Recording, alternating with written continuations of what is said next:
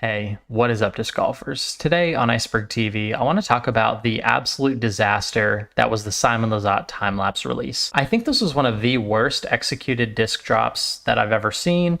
There were so many Simon fans that wanted to get their hands on the first ever Simon line prototype. MVP and Axiom Discs decided they were only going to give 10 prototypes to each retailer. Now the shops also took different routes when it came to selling and distributing the discs.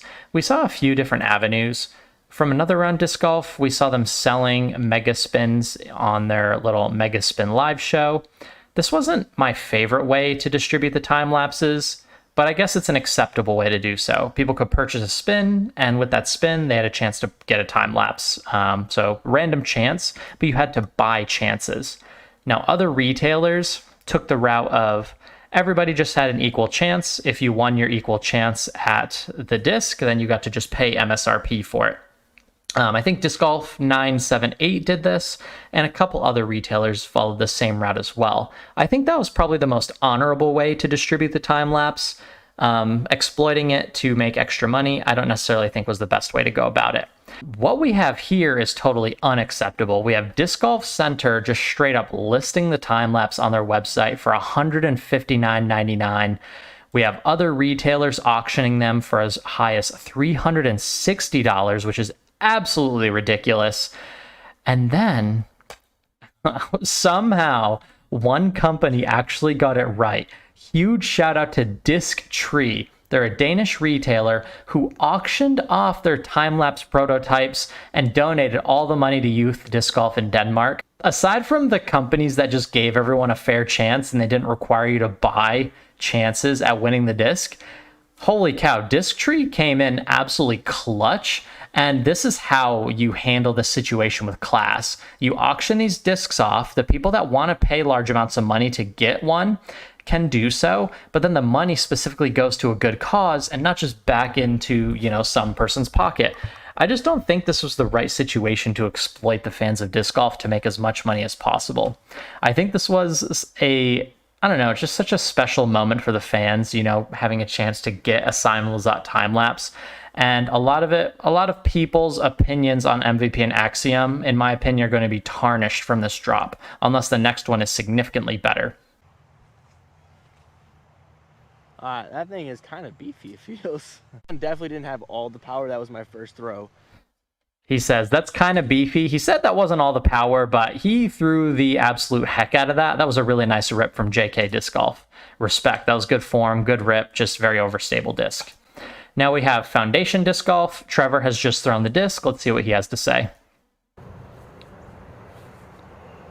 I mean, definitely held straighter for a bit longer, but I mean, look at it. You're going to skip at the end there. It's very stable, very stable. Ripped on it flat, into a headwind. Not really an ounce of turn there. Strong fade at the end. Very, very overstable into a ripping headwind. Definitely no turn for Trevor.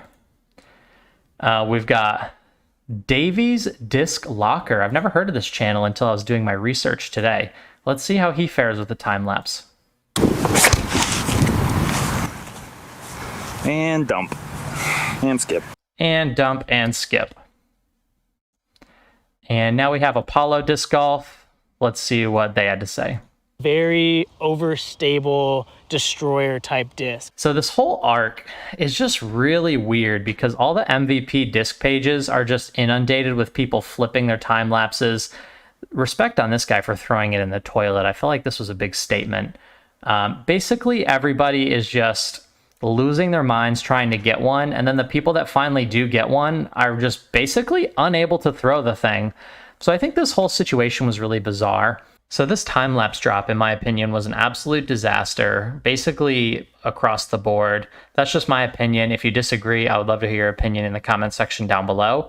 But now what we have right on the tail end of this, right on the back of this, is MVP, Axiom, and Simon announced that there's going to be a limited edition Simon Line stamped proxy that you can only get if you buy the Simon Line bag. So we have these proxies right here. And let's make another limited drop that to get a $20 disc, you have to go and buy a $200 disc golf bag. I think this was a terrible move right after how people are, in my opinion, kind of got hosed on the time lapse.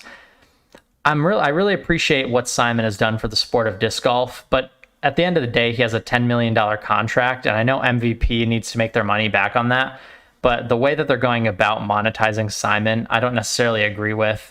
There's a lot of people that want to support Simon. They can make their money by making enough discs and people will buy them.